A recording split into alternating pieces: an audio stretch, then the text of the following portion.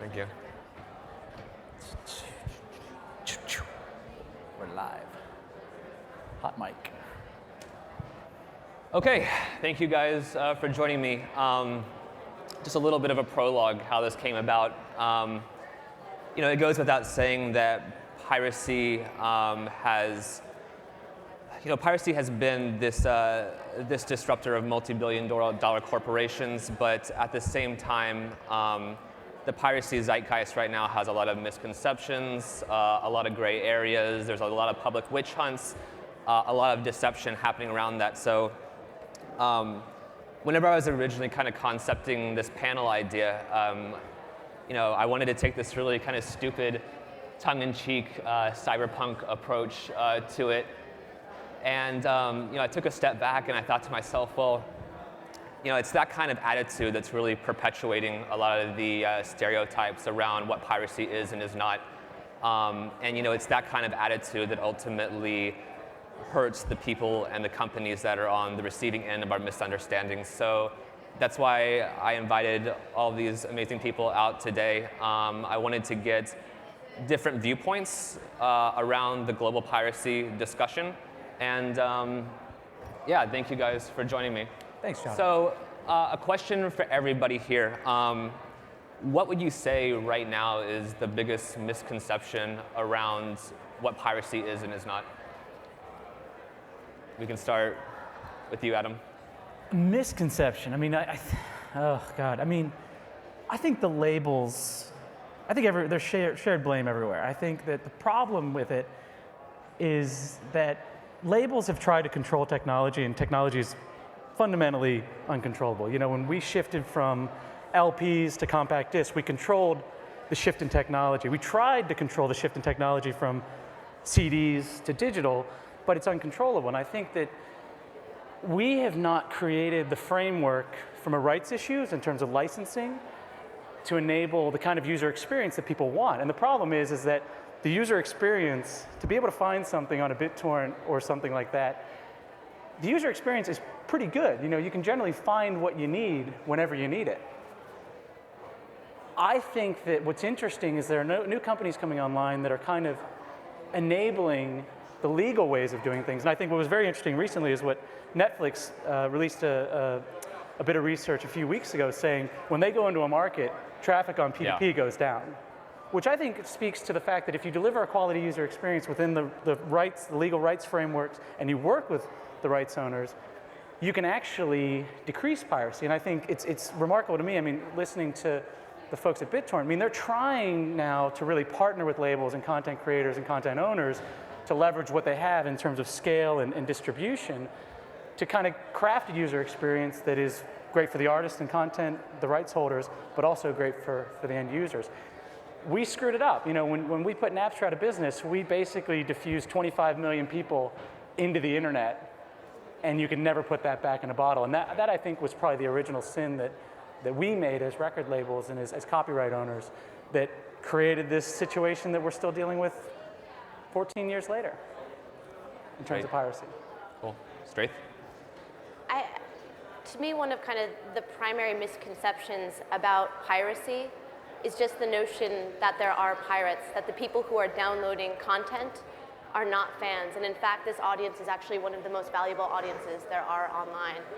We have 170 million users, and we've found, and almost every academic study has found that these are the people who spend more and who spend more time on content. So these are the people who are much more likely to go see movies in theaters. These are the people who are much more likely to buy DVDs. If you create content, these are actually the people that you want to reach and that you want to engage with. So they're not necessarily pirates, they're fans. Yeah, no, one of my favorite quotes, and I think Matt Mason from BitTorrent said it, and I'll repeat it again, blaming BitTorrent for piracy is like blaming the road for drunk drivers, which I think is a really interesting analogy for the fact that there is this weird misconception around what piracy is and is not in context to BitTorrent. How about you, Erik? I mean, I think the biggest misconception that frustrates me is just about where innovation is needed.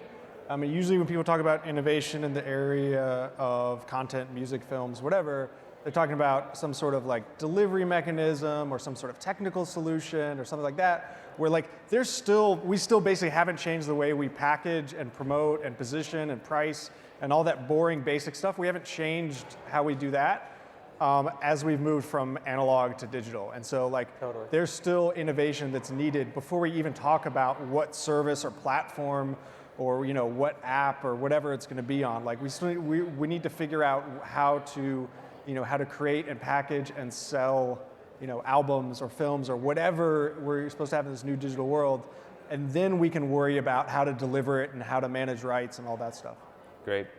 But I would say though, the challenge is, and working for a label on doing that, is you've got kind of business affairs people on our end, and kind of they don't speak the same language. It's almost like to make it happen, the label community needs someone who can actually talk the language of a Google to kind of figure out what that is, that repackaging is. Because we've basically taken this system that we had and reapply it to a new means of distribution and maybe a way of even understanding popularity with artists. And we still look at SoundScan every week, and we look at radio.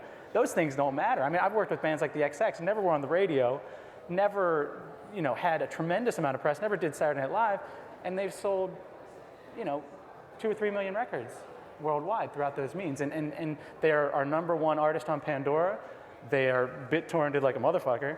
And they are our #1 artist on Spotify worldwide. But if you look at unit sales, they're still pretty good. But in terms of audience and what they're able to do, they're pretty massive. But they're probably a band without BitTorrent and without Piracy that wouldn't be as successful as they are today. But we don't look at it that way. We still look at things in the very archaic SoundScan unit sales. How many CDs, how many digital albums did we sell via iTunes? So even our metrics aren't in alignment for success with the way technology is going in innovation. We just don't have that person. We need someone like a Johnny Ives or something like that to fucking figure out the user experience, to take these beige boxes that we're still working and create the IMAX. So your XX anecdote, that's an interesting one. Do you say that they're currently monetizing BitTorrent, or is it just, no, okay. No one's doing that yet, I don't think, really. I mean, it's a barometer kind of for success, and that's what you're kind of. Absolutely. Okay, yeah. Interesting. So that really brings up kind of the opposite question, which is what's the biggest truth to you guys about piracy that's currently pervading the global conversation around it? I mean, I think in some ways this comes back to the Netflix thing too. So if you think about how to solve for piracy, I think it requires a willingness to embrace some of the attitudes, embrace some of the behaviors that are causing people to actually pirate things in the beginning. If you think about what people want with respect to content, it's control, and Netflix has been a brilliant enabler of that. And that's why when they come into markets with good content and content that you can watch on your own terms, it's extremely successful and it drives piracy down. If you think about things like Instagram, for example, too, treating the photograph as a social object and something that is meant to be shared actually makes it more valuable. It makes it more valuable to users. So the idea of control and the idea of sharing, which are kind of some of the underlying tenets of piracy or the download ecosystem, adapting to those and building for those have been proven to be successful. Cool. Sure. Do you guys have any thoughts on what really, to you is the one biggest truth about what piracy is? I think it's basically unserviced demand. So, whether that's something that hasn't been released yet, that's getting popular on any of the places where people can find things that haven't been released yet, or it's things that aren't available in certain countries. Like, if you're seeing piracy activities, it's because there's not a very good alternative for people to pay money to. Yeah. No. Yeah. I guess really it is once you figure out the monetization angle of this and you can globalize it, it does really democratize how media is shared and distributed. And at least to me, I think you guys agree with this. This is something that has the potential to knock down a lot of walls for how we consume and get media globally. Yeah. It's really interesting. That is the truth. If piracy can go down if you give people, like if you look at markets like just music, like Spain is notorious for the last 5 years, notorious for the amount of piracy, and you couldn't selling 500 records was a big record in Spain. there was no commercial music market. Spotify rolls in, now there's commercial music market. Yep. Everyone's gravitated towards that. In Sweden, where Pirate Bay was from, and challenged a lot of the legal framework that U.S. copyright law being imposed on other countries and stuff. An amazing documentary about it if you guys haven't seen it. But that turned a high piracy market, Spotify, into 3 out of every 5 adults from the age of 18 to 42 have Spotify, which is a crazy statistic if you think about it. So you're right. You provide a legal way that fits within the customer experience and the way people want to consume.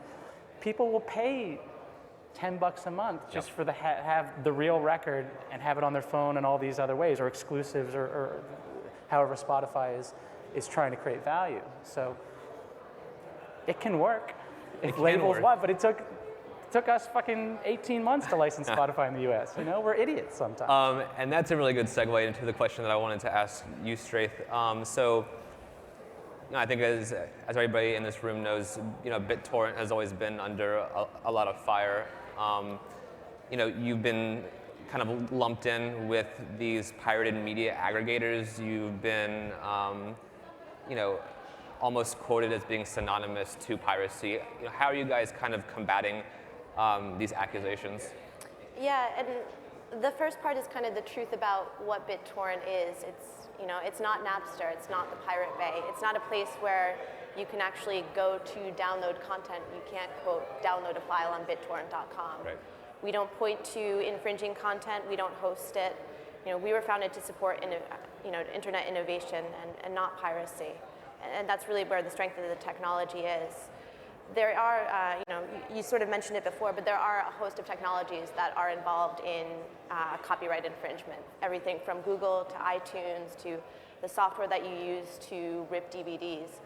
If BitTorrent went away tomorrow, piracy would still exist. And sort of the burn on that is that without BitTorrent, so much of the infrastructure of the internet would not exist. So right now, BitTorrent is kind of critical to the way that Facebook manages updates and Twitter manages updates, and it's critical to a number of massive science projects, stuff from human genome research to the Large Hadron Collider. So that if BitTorrent went away, so would those projects. With respect to solving for content, that's kind of what we're doing every day. We're talking to the labels, we're talking to the studios. We need to work together on this, and what we've been doing over the course of the past year is in fact working with these guys, artists like the Death Grip, studios like Cinedigm, filmmakers like Stacy Peralta, and trying to figure out how to solve the piracy problem from within the torrent ecosystem. And sort of going back to what I said originally about these users being not pirates but fans, we found that these people are much more likely to make the right choice when we let them make it. So we've created a legal download ecosystem that's 152 downloads broad, and that's all content that we've created and put out there. And we found that with that content, people are much more likely to support the artist. So 30% of our users will give an artist an email address, and so that artist has a fan for life now. And 21% of them will donate to the artist directly, even though they've already gotten the download for free. So it's sort of to the point, if we can create meaningful options for people, if we can compete with piracy, then we can solve for it. Yeah. And that's kind of the position that we're in right now. That's great. I know that you said that BitTorrent is working with labels. So Adam, before you were at Loma Vista, you were at Beggars. Imaginably you've been on the other side of the spectrum where you've been working with the artist who has been pirated and has been an issue. What is your position to that, or I guess on that subject, and how are you guys counteracting that? You just focus on the people that spend money on your music. You can't really worry about it. If you look at the numbers and you're obsessed with playing the global game of whack-a-mole against people that want to steal your shit. I did an interview yesterday about iTunes streaming albums, and the whole thesis of the piece was, don't you guys know that people are ripping that stream and share it?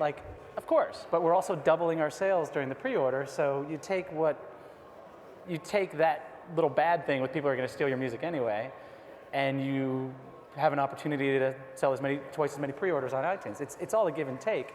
It can be a good thing. We did an EP with Willis Earl Beal, who's an artist of ours, just developing artist, where we gave it away. We collected email addresses and collected thousands and thousands of email addresses. We have a way to get in touch with those people. That EP would have been pirated anyway. We got out in front of it. We used it as a mean to grow the way he could directly communicate with an artist.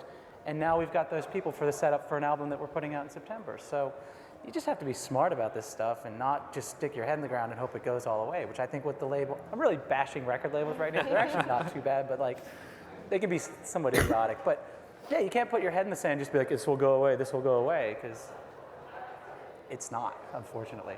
There's a whole week here called Internet Week, dedicated to the internet. Yeah.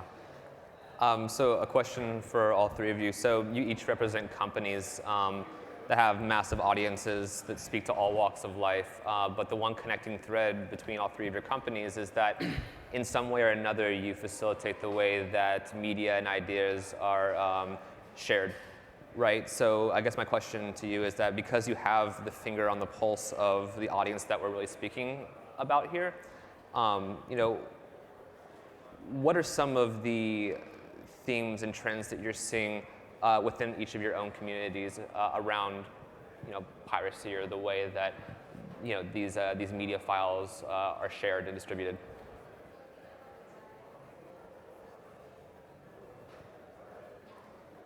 I mean, so from our perspective, there's probably two interesting shifts going on, and I'll use music as an example, but this whole idea of the torrent ecosystem or the download ecosystem not functioning as piracy, but in fact functioning as advertising. So the fact that the XX are able to build a global audience based on being heard on the internet is pretty amazing, and it is kind of a shift in how albums work and how songs work.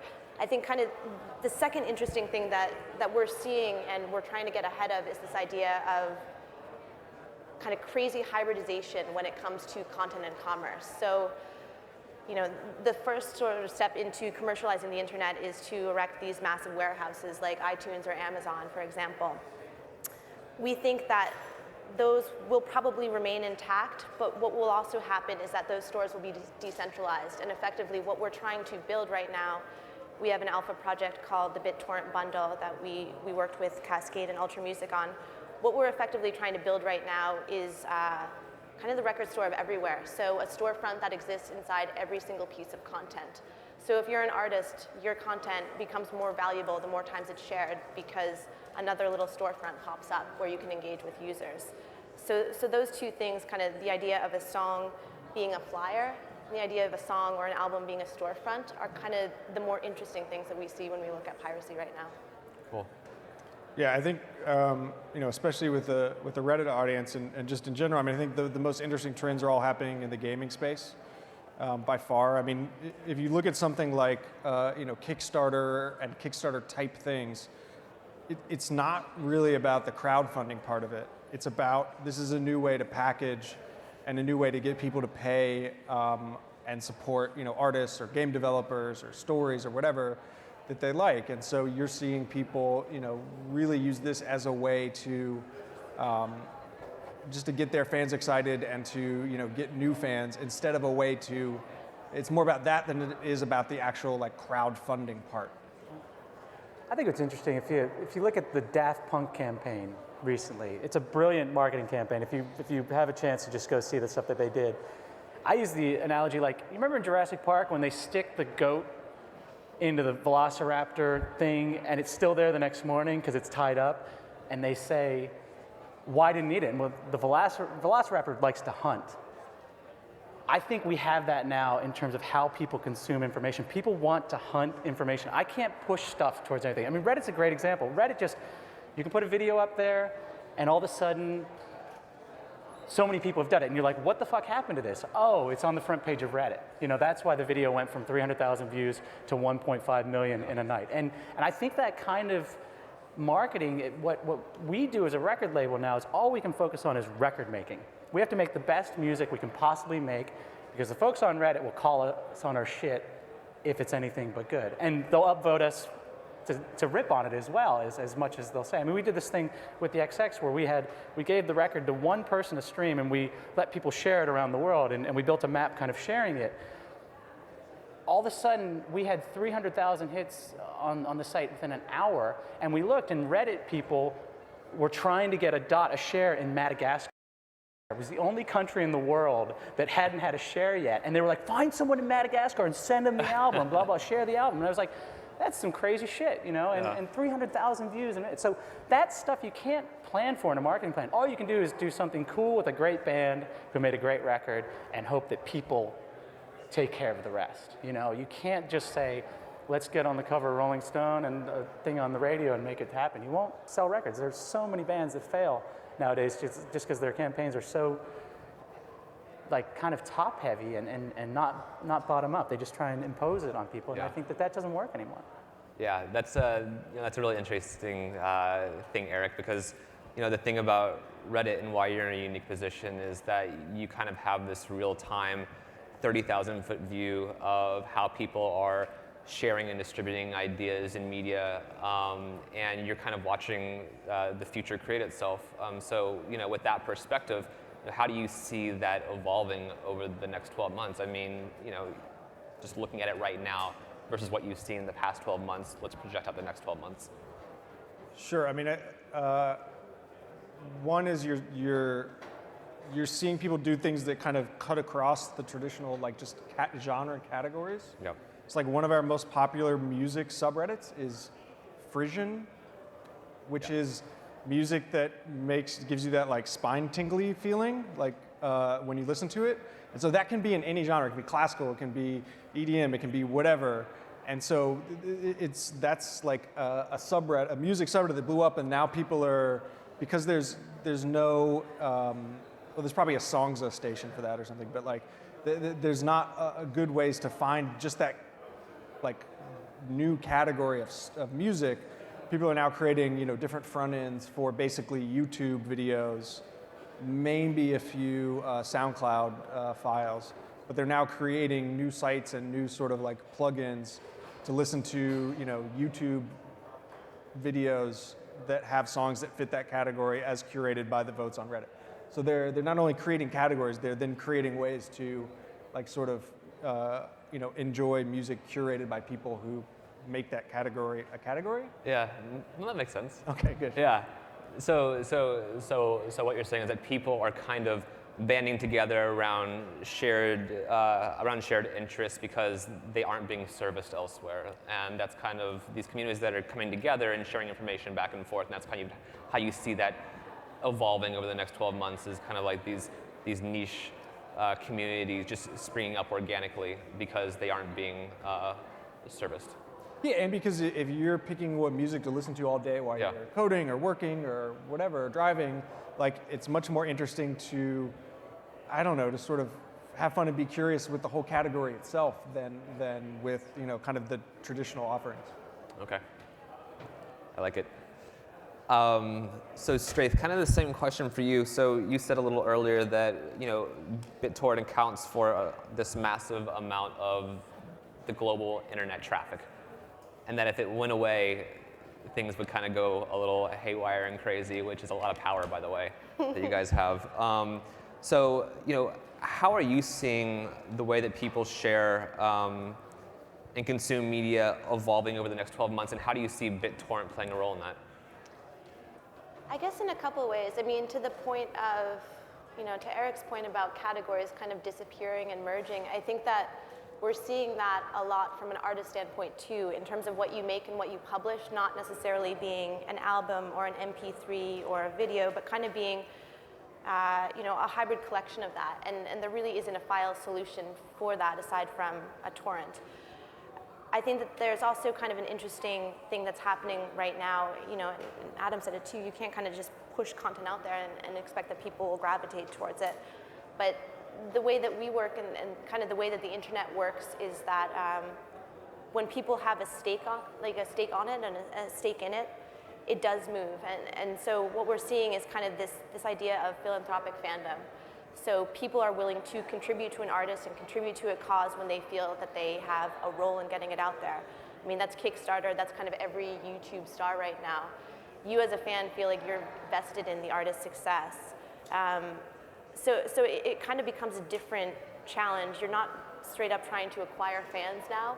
what you're trying to do is migrate that kind of activist mindset or that activist fan mindset down, which is a sort of different problem to solve for, you know, and one that we're working at within our ecosystem too. Cool.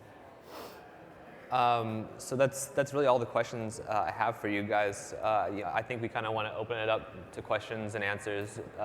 So if anybody has a question, just raise your hand. Or an answer. Or an answer to the question that I haven't asked yet.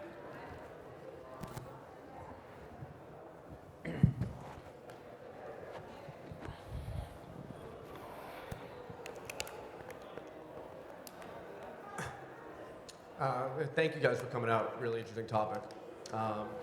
2 points. I'll try and get them both into one. But first is, as a fan of content, music, movies, whatever, what's your opinion on creators creating content and then not willing to sell it to the audience in the way the audience sees fit? So, example, Iron Man 3 is in the theaters right now.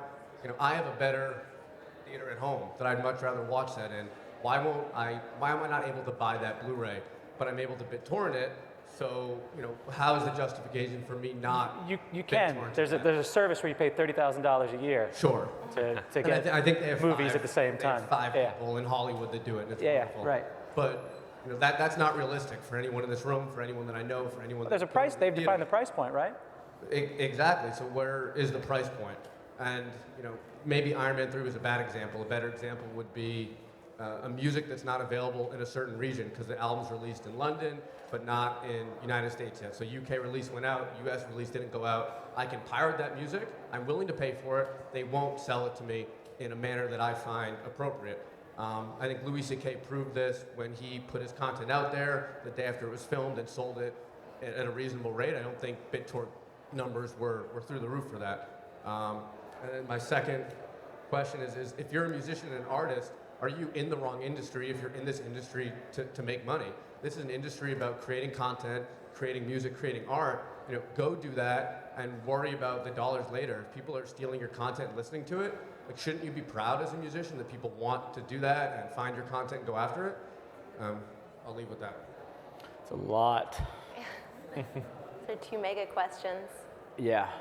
I mean, I can speak from an artist perspective because I have to answer this question all the time. The artists that I work with, the company that I work with, they spend a lot of time recording. It's not an afterthought. It's not a means to go out on tour and sell t-shirts and stuff. They fly in engineers, they find the right compressors for microphones that they have angled a certain way, and they labor over this stuff. I know for a fact that most of them do not enjoy the day that their album leaks onto the internet for free. Full stop. I think they accept it, but I do know that that's a hard thing because of how much they've put into it. And I remember getting an email from Aaron Dessner from The National when we put out their record Alligator in 2005. He sent me an email in November, and there was a download site that said the number of downloads that had actually been, and he said it's 15,000. And the Alligator had scanned probably 2,000 or 3,000 at that point. I couldn't tell if his email was like, holy shit, wow, it's been downloaded 15,000 times, looks how popular we are, or shit, look, it's been downloaded 15,000 times. That band went on to sell a lot of records, so it worked for them in the long run, but in talking to Aaron post that, he was horrified. And that's the artist's sensibility. I don't know many artists that are like, awesome, you know, take it. I mean, I think in some ways it's changing too. The album or the final, the album isn't necessarily the final object or the final transaction. That whole cycle has become a lot longer. And you're really kind of in the game of managing relationships. I think kind of the good thing for you as an artist or you as a writer is that in many ways the internet can support you and kind of support a creative middle class that didn't necessarily exist. Like, you know, without BitTorrent, it would be impossible for you to have a following around the world or a following in Russia or a following, you know, in Madagascar, for example. It's one of those things that, you know, it essentially functions as an advertising mechanism and it's something that functions the dissemination of your work out there. Will you make money down the road? Absolutely. Is your album maybe the only way that you'll make money in the future? No, I don't think. I think that that's kind of a fundamental shift in how albums are working right now. It's not just the album, it's kind of the whole scope of what you release and the way in which you interact with fans. Yeah, I mean, I think it's a great time to be an artist or filmmaker or writer. I think it's really difficult to make money, but I think it's always been really difficult. And I think now there's a huge opportunity because there's a lot of things that are going to be really big key, important big ways that artists are going to be making money 10, 15 years from now, and people haven't done them yet. So you have a chance to kind of be in that space without competition. And I think there's a lot of money to be made. It's difficult, but I think there are certainly opportunities for people who are thinking ahead of it. So I'll just say a few things on this topic.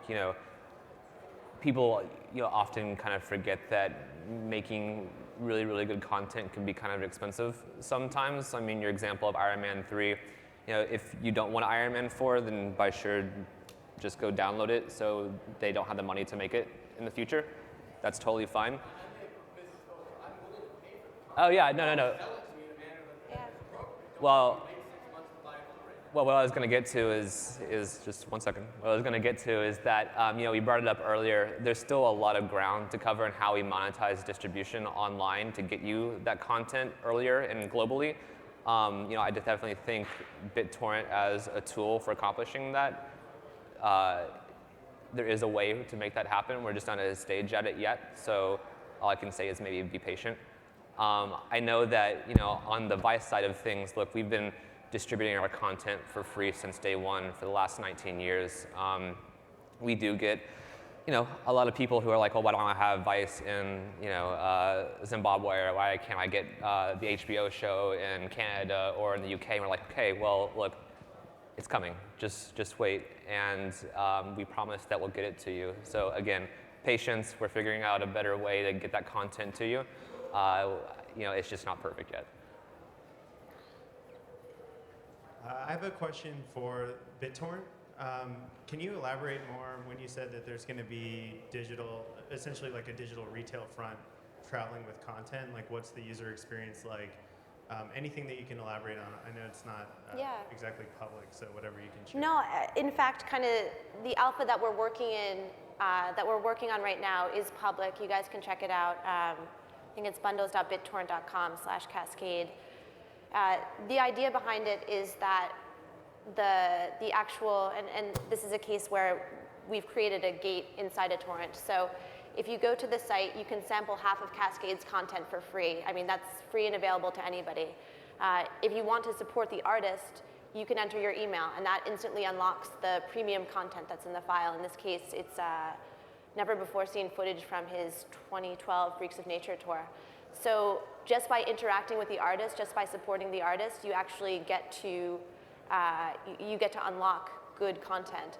And that does a service for the artist, that does a service for the fan. And we're working on migrating this technology and one, kind of changing what the gate is. So if you're an artist and you want to be paid for half your content, that's a possibility.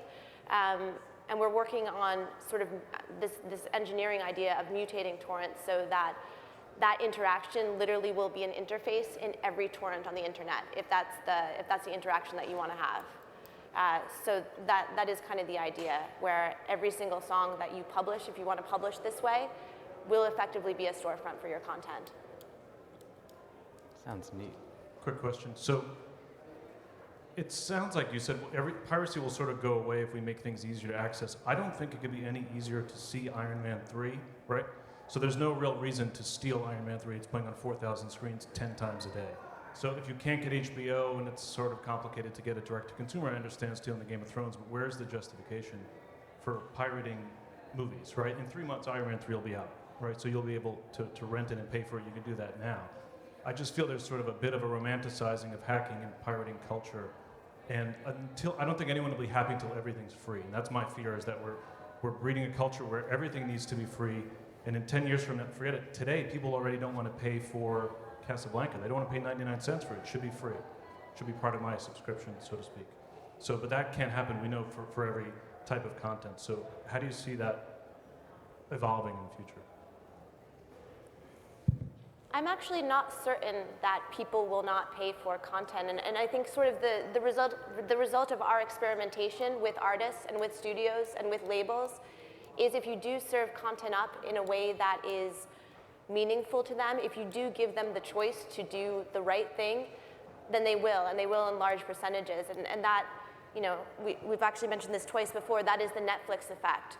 So give people a price point that's acceptable and give people control over the content, and they will choose the right thing. And we've seen that over and over again in our ecosystem. So we worked with DJ Shadow to kind of create the first monetized torrent, and you could get the free download and you could opt to contribute to the artist. And over 21% of people did. Those are people that would otherwise be lost to the torrent ecosystem. Those are people who might otherwise not pay for that content.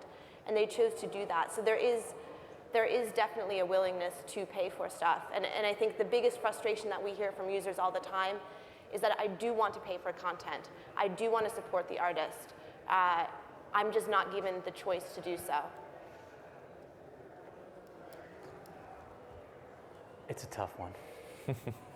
Hey, so I realize this discussion is a little bit more about the systems and the way users interact with piracy, but I wondered what you had to say about like the legality and the copyright and intellectual property and sort of where the law lines up with what people are able to do. I mean, there are a lot of folks that are advocating doing something in the music space where we would collectively get together and do what's almost like what's called a statutory license, which you say, okay, for a stream it's going to be this much money, percentage of revenue, blah, blah, blah, and just put it out there as a catalog and let people innovate for 2 or 3 years, right? I mean, the problem with innovation in the music space, it comes down to rights and the ability to do things in many different countries where there's different copyright laws and stuff. The problem is that there are folks, the bigger labels, of which my label is a part of a larger label, so that doesn't work for them as well. You know, if you can go and do a license with Spotify, you take equity in the company. When Spotify goes public, all those big labels are going to make a lot of money from Spotify stock, right? That's kind of the motivation. They want market share rather than value. I think you got to get past that kind of thinking if we're going to really innovate. And I like the idea of potentially putting things out there and letting companies innovate and get off the ground without these licensing arrangements, which are fundamentally more designed to enrich the labels in the short term, even if the company goes out of business in 18 years because they can't. I mean, there are plenty of companies. iMeme is a great example, launched in 2006, went out of business because they couldn't afford the royalty payments. I mean, it was basically structured against them so that they lose money. Yet, you know, major labels took huge advances and had a payday. That, to me, is a mentality that needs to change, and where it's really coming to a head now is as Google is getting more involved in the music space and getting more serious about it, and it's not just this redheaded stepchild within Android, it's becoming more of a pervasive way that they're looking about their consumers and how to make money. Again, it goes back to we need someone on our end that can talk the language of Google and their customers and experience and really innovate and think about the next format or whatever. Figuring out Google is our biggest challenge as a music business. And the thing is, those guys, they're like, fuck you. We make all this money, like, you know, like we got Google, that glass shit, you know, like whatever, you know, your music stuff is cute. So, you know, I think if we can figure out Google, I think that's going to be a watershed event for us. I don't know how well that's going or where that innovation, but if that happens, it could fundamentally change everything that we're talking about in this room about innovation and rights and customer experience and stuff. Yeah, I mean the copyright system in this country and by extension of the world, I mean it's broken. It's, you know, you shouldn't have, you know, the copyright system is actually, I think, hurting the artists and hurting you know, innovative business models, innovative companies, because it's just entrenching the sort of old analog way of doing things. So you know, and that's a huge topic in of itself. But one example, I mean, look at gaming. Like, you now have mods, so you have you have basically whatever remixes or things built on top of games that are now responsible for more sales of that original game than they sold in the first place, right? And that are massively more successful than the sort of original that was remixed or that was built on top of, right? And for various reasons that can be done in the PC gaming space. That the music industry, the film industry isn't able to benefit from that type of innovation. Also in the gaming space, you're able to have innovation based on pricing, based on people collectively playing a game, and ridiculous copyright laws and just bad contracts and carving up every single region separately prevents, again, the industry, the artists, the companies from benefiting from that type of thing in the film space or in the music space. So yeah, I mean, I think I'm not optimistic about any changes coming to the copyright system, but I think it's definitely part of the problem. Cool. So I think we have time for maybe another question or two. Yeah, this was kind of answered before, but you guys think about like pay your own price, choose your own price stuff like Bandcamp and websites like that where you can choose to either get content for free or pay for it? Do you find that that's a successful model and that maybe labels will start doing stuff like that? I can't answer for labels, but it's definitely something that we want to experiment within the bundle format. So, in the same way that we need to provide options for consumers, I think that we need to provide options for artists and to allow them to kind of dictate the terms with which they want to interact with fans. I think if you're an artist, nobody knows your business better than you do. Nobody knows what's more valuable than you do. And we're seeing, anytime you think about a piece of content online, it's a little bit different. And there's a different business model associated with it. So if it is pay what you want, if that's kind of a valuable transaction for you, that's exactly the type of transaction that we want to build into BitTorrent and to build into torrents themselves. I hate when people say this, like it's all about your goals, but like it's kind of what you want, is the dollar from a download, 99 cents for a download of 50 cents, more valuable at this point in your career than that email that you might get, and I think that to me is more what the discussion is. As a label, we're actually legally not allowed to mandate price, it's illegal for us to do it, so we're not really in control, but it's about that upstart artist is maybe getting a like on Facebook is more valuable than that dollar. I would probably say if you're starting out, that's absolutely true. So the questions about dynamic pricing or whatever, it's kind of like it's kind of moot until you figure that out, what you want. But even if we assume your goal is to make money, like I still think we don't yet know what the we still have a lot of innovation in the pricing space.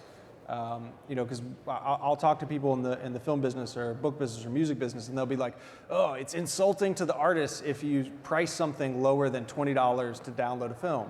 I'll be like, "Well, do you want to make? What if you made more money if it was $1? Like, what if you actually made more money?" But they can't get over this like intrinsic analog idea of a movie is worth $20. It's like, it's crazy. Or they're going to piss off the big box retailers, or they're going to piss off their foreign partner if they sell it. So I mean, just in something as simple as what to price something, there's still so much room for innovation, even if our only goal is to make money. Yeah, I mean, in terms of devaluing music, which is something you hear a lot from labels, like, oh, we're devaluing music by blah, blah, blah, blah, blah. Like, we've done more to devalue music than anyone. I mean, the fact that you can go buy a CD the day it comes out when demand is highest at its cheapest price of $7.99 at Best Buy is insane. And the fact that we're paying Best Buy $2 or $3 a unit for the privilege of selling at $7.99 and making no money is fucking bonk. I mean, if you look at that, it's crazy that we do that. So we're just as responsible for devaluing music and pricing and the downward pressure on pricing as anyone. I mean, but price cost, I mean, it's kind of moot. I mean, there's a price for a YouTube stream. It's 40% of the net of the ads served on that page per stream. You make about $5,000 per every million things. Is that a fair price? I think for just putting a video up and having people watch it, making $5,000 on 1 million views is pretty decent. I mean, for us, I can't talk, but for Bager's Group, streaming is, can be as high as 50% of an artist's income, which is, maybe 50% of their total income is digital, so a quarter of it is from streaming, Spotify and YouTube and stuff. That's only going to get bigger. We're shifting from a unit-based kind of financial model to a consumption-based model, which is different in and of itself, the economics, you know, and you hear a lot from artists like, Spotify only pays me pennies and stuff. Yeah, but they're also, the volume is going up, and they tell folks like us, once Spotify gets over, you know, a certain threshold in terms of users worldwide, they'll be generating more money per stream than any place in the world. There'll actually be a bigger account for most labels than iTunes. I don't know if I believe that, but that's where they want to go. So it's just different economics. It's some guy at NBC said we're changing from analog dollars to digital pennies, and that's a very true thing for us to get our heads around. Cool. You have time for one more question. Yeah. Thanks, guys, for talking. You've all been very open. We all appreciate that. And I know we talked today a lot about monetization, and then we touched on like regulatory practices. And I guess I'm not so interested in that as much as I am, like, you know, interested in hearing what you guys think a future of distribution might be, not from like a monetary standpoint or like an invention, but like a way that you might want to experience or interact any of the media that we've talked about today, music or movies or, you know, whatever. What's something that all of you as people interested in media want to see still? I mean, for me, I think a lot about like when, you know, what's the equivalent of like having something on your bookshelf or your DVD shelf or whatever, right? What's the equivalent of like, oh, I bought that 5-disc Blade Runner box set because I love that movie, and I have actually done that, and I haven't opened mine, and I'm probably never going to. But I love that movie so much, I paid $79 to have that. You have that too, right? But like, what's the digital equivalent of that? And I basically don't think it exists yet. So I don't know. That's what I think a lot about. Like, what is that going to be? I mean, for us, vinyl is through the roof. We can't print vinyl fast enough to meet demand. And I doubt everyone has a record player, but people like the kind of like, oh, wow, that's a thing, and it's on my bookshelf, and it looks cool. And the best innovation, I thought, was when Merged with the clientele put the MP3 codes, a coupon inside where you could buy the record, and you had a little thing, you went to a website, and you downloaded the MP3s. I mean, they dressed like a consumer behavior. But vinyl, weirdly enough, is still a huge part of our business. You know, I mean, you look at the Vampire Weekend, you know, it's #1 record in the country right now. 1 in 10 records they sold the first week was on LP. You know, they did somewhere 8 or 9,000 LP copies. So it's hard to really judge where the formats are going. You know, there might be a counterbalance to all this innovation where people are like, shit, Spotify, it's just overwhelming, there's so much shit. Just tell me one record to buy. I mean, I can't wait for that service to come. And songs is a little bit that, but like the one record a day service where you just like buy this one. It's not that hard to do, actually. Yeah, people are doing it. Yeah, they've done it, but it plays. It's kind of clunky. It plays on like one of those like Fisher Price kind of things. It's not very hi-fi yet, but yeah, that's pretty cool. From the publisher side of things, you know, for the longest time, publishers were extremely precious about content, and they wanted to keep it on their .coms for themselves because they could charge higher CPMs against pre-roll, and they would keep all the revenue for themselves. But you know, very quickly they realized that, you know, you can't really dictate where people go off and consume media. They're going to go to YouTube, they're going to go to Vimeo, they're going to go to Facebook, they're going to go to that they, you know, intuitively know to consume that media. And so people are finally, you know, it took a long time for the media industry to do this, but they're finally recognizing like, okay, you know, is it really worth me shooting myself in the foot to keep my content on my platform and no one ever hears about me, or get my brand out to millions of people instantaneously through those social platforms, you know, again, like a YouTube or a Facebook or a Twitter. So, you know, that was definitely a really interesting learning experience, at least for Vice as a company, and it's been just revolutionary for us. You know, the future of media, though, media distribution, you know, I mean, I think, you know, the Netflix, Amazon Prime distribution models are, you know, here to stay for a while. You know, in TV web apps that give you that instantaneous, you know, on-demand experience and completely cutting out the cable TV distributors is an interesting and kind of disruptive concept as well. So I'm personally kind of interested to see how that evolves over the next few years. Yeah, I mean, I would agree. I think that decentralization is going to be a big theme of distribution. I think that one of the things that we want to solve for and that we wish for too is that there is a paradigm that once you buy an album or any piece of content, it actually depreciates in value over time. You know, it depreciates in value every time it's shared or every time a CD is burned. And I think there's actually a way to make a piece of content more valuable the more it's shared. And that kind of would be the distribution, that would be the ideal distribution scenario. Content that becomes more valuable once it's shared. Isn't that BitTorrent Live? In some ways it is, but it's kind of the BitTorrent idea applied to live streaming. So the idea behind BitTorrent Live is that if you think about traditional live streaming, it breaks when too many people join. And for BitTorrent Live, the more people that join, the more resilient the stream is. Like, so effectively, you could reach 1 million people. All you need is an internet connection, and it wouldn't break. That's kind of the idea of peer-to-peer applied to something else. Yeah. All right, so I'm getting this, someone's kind of angry at me. That's it. Thank you guys for coming out. Thank you guys for being on this panel. And if you have any questions, definitely come by and ask us. I will say, just to plug more Vice stuff, tomorrow, a keynote with our founder,